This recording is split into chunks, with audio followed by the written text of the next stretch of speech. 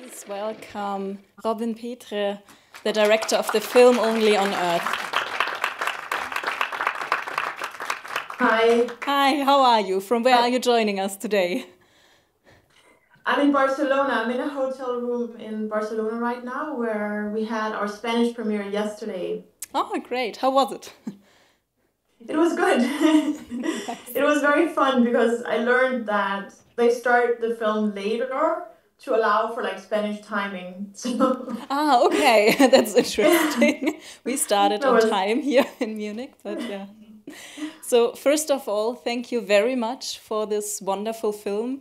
I saw it on the big screen for the first time today. Of course, I saw it before, but yeah, I think it's breathtaking. So, thank you. First of all, I would like to know, how did you get the idea of making this film? right. Only on Earth is it's part of a work of mine that has expanded through several films actually by now, and it's a more than a decade long exploration of human animal relations and our coexistence with nature.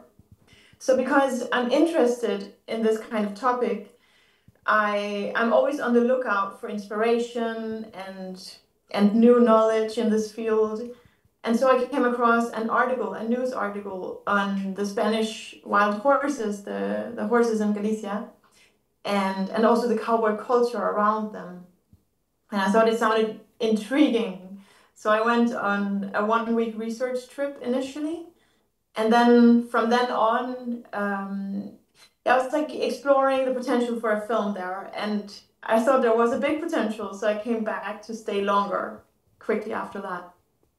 And then you discovered the interactions between the wildfires and the horses and the humans, because I think it's very interesting how everything fits together, and I think in the film it's very present how you, yeah, maybe you can tell us a little bit more about the interactions of the three. I think it's three main protagonists in the film: the humans and the Right. horses and the wildfires. Yeah.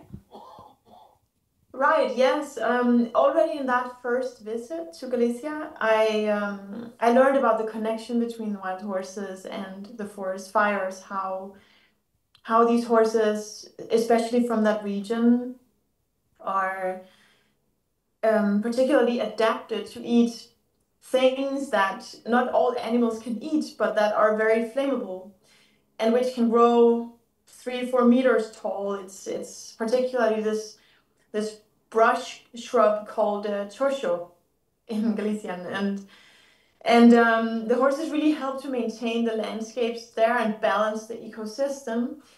And this is very beneficial for fires because in areas where there are many wild horses, the ecosystem is healthier. It's more balanced in this sense.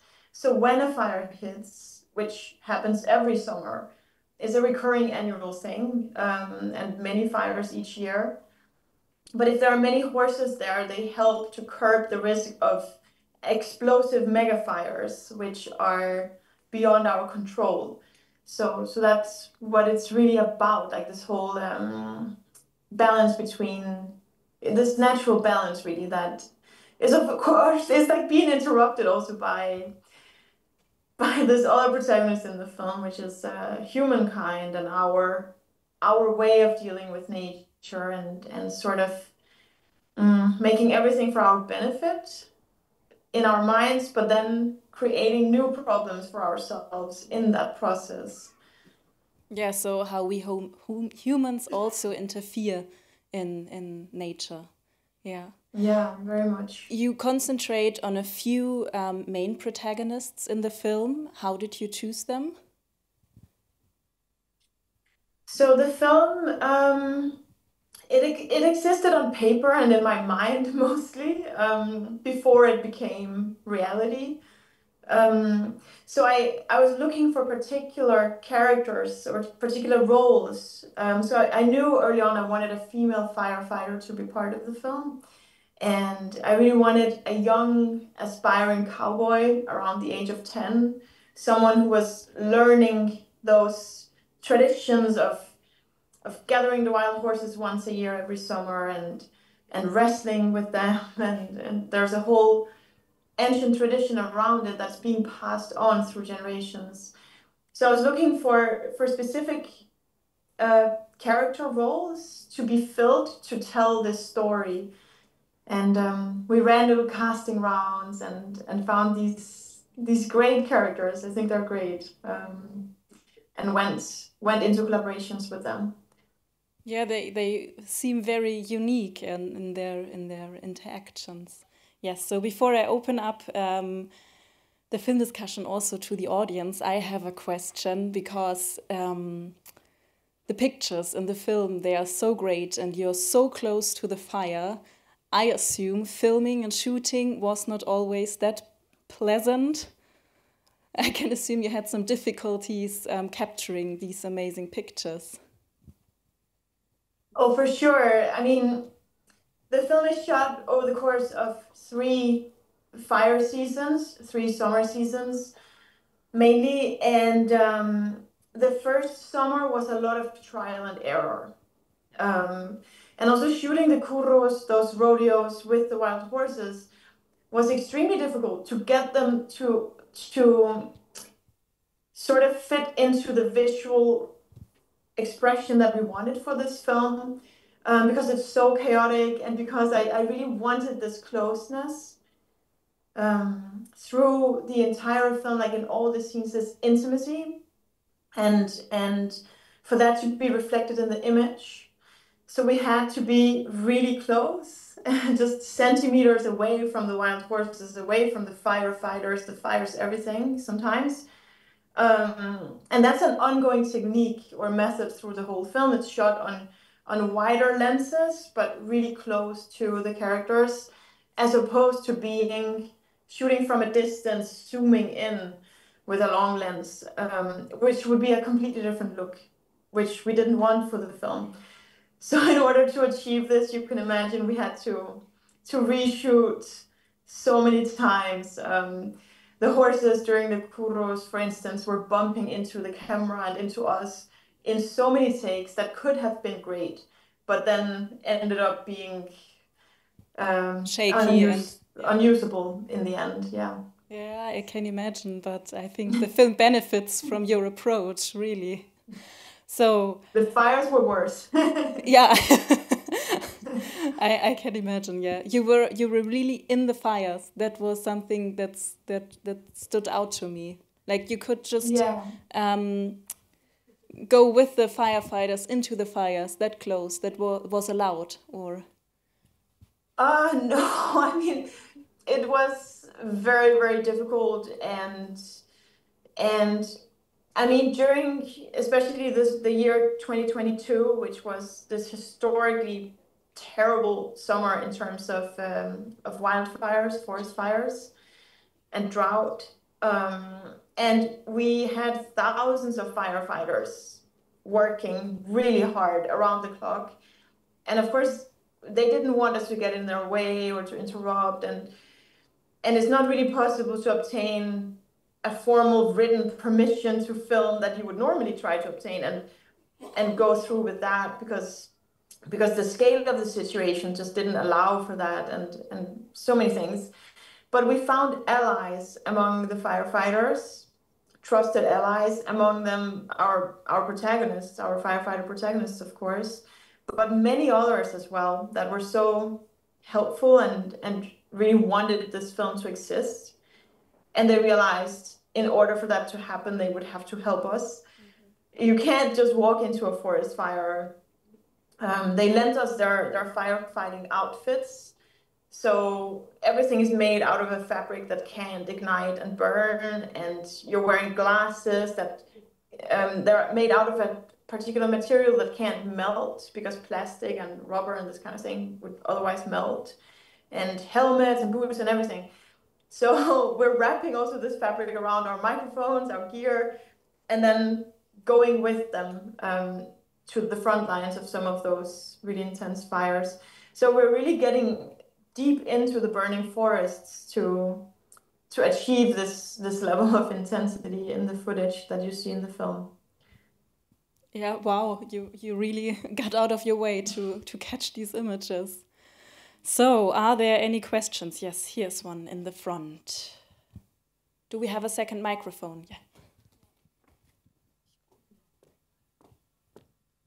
Just a minute.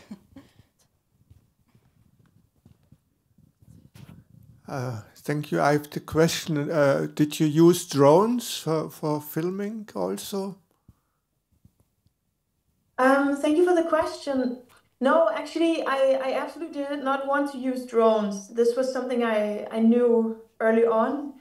I wanted a different kind of intimacy and nearness and realness in the moment. And something that happens with something like a drone, also other gear sometimes, is that you have this almost like ghostly, detached feeling to the camera, which translates into the image. So it can be almost like a look of God or like a ghost or something that just has a different feeling from what we were trying to achieve. Yeah, so no, we didn't use drones actually. And also for the fire scenes particularly, you can't fly a drone there when there's a fire burning. So that would be out of the question anyway, but yeah. Yes, there is another question. Well, thank you very much for the film. I very much enjoyed looking at it, seeing it. As far as I know, in Galicia, there's a very subtle equilibrium, or there used to be a very subtle equilibrium between the man cultivated landscape, like the ancient chestnut tree forests and the ancient oak forests. So one aspect that you can see in the film, if you know it, you see a lot of eucalyptus and pine trees. And I think they play a vital role in also in having more fires. So yeah, can you say something about that aspect, how the ecological balance that I think has been established over hundreds of years between man, animal, and nature, how that has been changing over the last, I don't know, 100 years? Yeah, I mean, you're so right, and this is a really big part of the issue as well, not just in Galicia. It's also a problem in a place like California, for instance, that also suffers from forest fires. And many places, the eucalyptus that you mentioned, they are an invasive species. And what happens is that they grow really, really fast.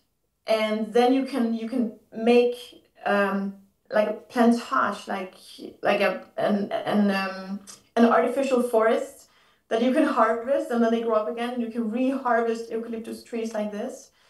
And Galicia, they make a lot of paper. It's a big paper production industry there. So eucalyptus is great for this, but they're also very flammable. And what's been happening, as you mentioned, is that they've been removing oak trees, for instance, is a species that doesn't burn so well as eucalyptus. So we're replacing these old trees that help to maintain the balance again with the fires in the landscapes, as the wild horses also do, with trees that are really fueling the problem and making things worse. And this is also a thing that is worsening and has been worsening for many years with eucalyptus taking over more and more. You can sometimes see entire mountainsides covered in eucalyptus, planted in lines, and this is really not great for the fire situation, as you can imagine. Yes. Yes, there is another question.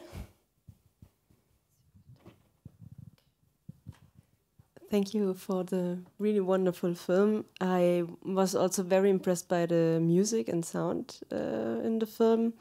And I was a little bit irritated by a special sound in the film that I think it was from the windmills. And I had in mind that at the beginning there was kind of critical words from one of the protagonists about the windmills, that they're disturbing also the horses. And I would like to know what is your narration also as a director, because windmills, we know that it's very important for renewable energy. What is also important against the fires, but then the windmills seem to be something very dangerous because of the sounds. Or what was the sound about? Right. Thank you for the question. Yeah, the thing is, well, several things, but what we did was that we created sort of a library of voices of the windmills. We actually had our sound designer come and record each individual windmill on the mountains where the wild horses are. And he made a whole library naming each one. And then we had our composer come in and create musical compositions out of this, which is a voice, but like an ominous, as you mentioned, like an ominous, disturbing voice through the film. The thing is that the perspective of the horses, of the animals in the film, is a very big part of the film itself and of the narrative. And the way that the horses perceive the windmills is definitely not as a beneficial or great thing. They've been shooting up in those mountains where the wild horses used to live, live still.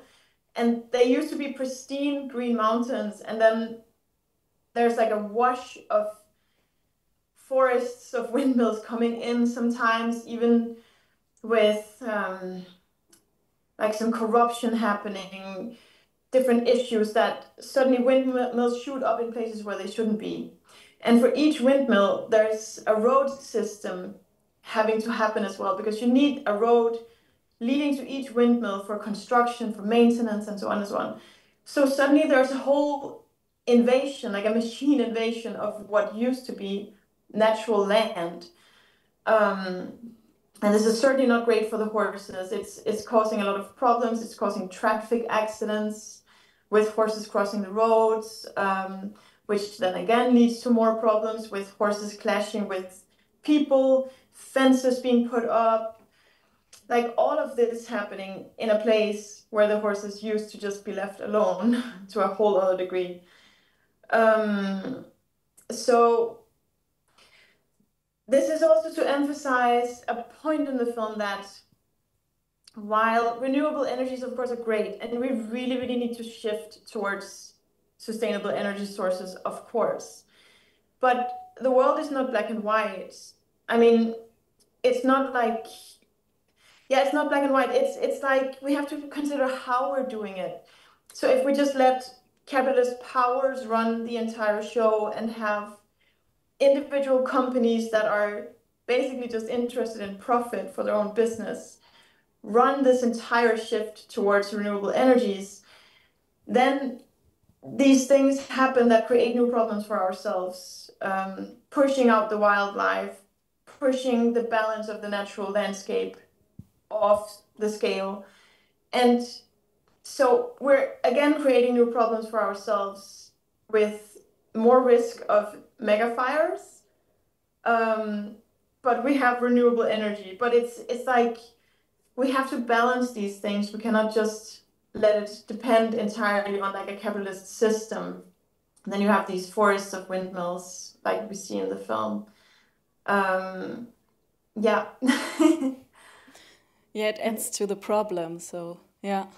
Yeah, it creates new problems. We solve one problem, but create a new one. So it's like, I think we have to reconsider how we're doing things, and especially this thing of having capitalist interests running the show, and this, I think this is not great. And of course, this is in many areas of the world, not just here and not just with the windmills. Yeah. So my last question, because the next film will start soon. I would like to know, what is your message for the audience? What is your hope that we take away from the film? Well, honestly, I really, really like to leave films quite open for different interpretations, because again, I'm drawn to the complexity of things, and I really think there's a lot to be won in avoiding this kind of black and white view on different things in the world.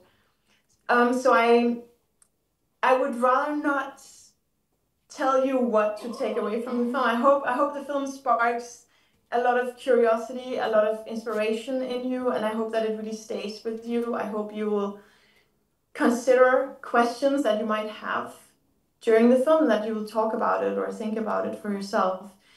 But that said, of course, I'm hoping that the film resonates with you in the sense of considering how we approach nature, how we treat animals, how we influence the balance of the natural world. That's the main thing. Yes, I can just speak for myself. The film touched something for me, and I have a lot of questions. But thank you very much for joining us today again. Well, thank you. Thanks for coming. I can't actually see the audience. Yes. But yes. Thank you anyway. Yeah. And thanks for your questions. Okay, bye. Bye.